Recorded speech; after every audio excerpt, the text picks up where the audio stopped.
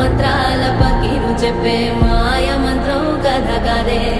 చంటోళ్లను భయపెట్టే భూచోడి కథ కదే తాత ముత్తాతమ్మల భూతాల కథ కదే